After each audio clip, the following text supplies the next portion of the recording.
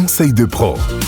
Un nouveau rendez-vous pour cette année, c'est avec le comité de défense des travailleurs frontaliers. Hubert, bonjour, bienvenue. Bonjour. On a décidé d'axer ce rendez-vous aujourd'hui avec le contrat de travail. Et premier conseil, Hubert, que tu peux donner à nos auditeurs, c'est... Ne signez jamais un contrat de travail sans l'avoir bien compris. Beaucoup le signent tout de même, c'est ce que tu me disais hors antenne, mais on peut prendre le temps de la lecture et le signer par exemple 2 jours après et pendant ce temps venir vous voir. Exactement. Les conseils que nous pouvons donner concernent surtout le contenu des contrats de travail et cela évite bien des soucis par la suite. En Allemagne, il y a plusieurs contrats de travail différents, le CDD, le CDI comme en France, mais on a aussi ce qu'on appelle les mini-jobs. Le principal contrat de travail, c'est comme en France, c'est le CDI, avec souvent une période d'essai qui va jusqu'à 6 mois. Et il faut savoir que pendant cette période d'essai, l'employeur peut rompre le contrat comme il veut.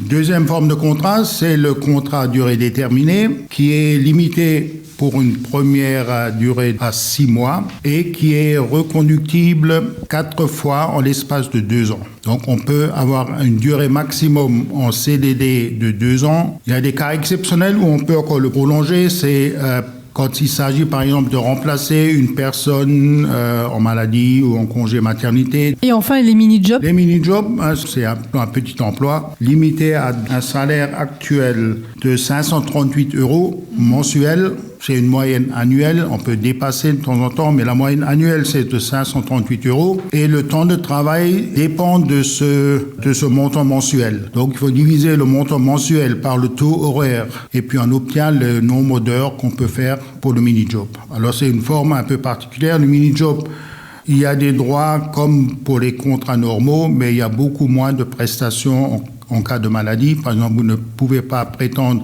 à des indemnités de maladie au-delà des 6 semaines. Vous ne pouvez pas prétendre aux indemnités chômage. Donc c'est vraiment, il faut considérer ça juste comme un emploi d'appoint. Il y a des clauses à respecter dans le contrat de travail, comme en France, bien sûr.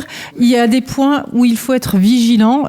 Ça serait quoi en gros ces points ? Il faut déjà que le contrat soit rédigé de façon à ce que la personne le comprenne. Souvent, en Allemagne, donc le contrat va être rédigé en allemand. Certaines grandes entreprises peuvent le rédiger en français. Ce n'est pas obligatoire, mais c'est possible. Alors bien sûr, dans le contrat de travail doit figurer le temps de travail hebdomadaire, doit figurer s'il y a une convention collective qui s'applique.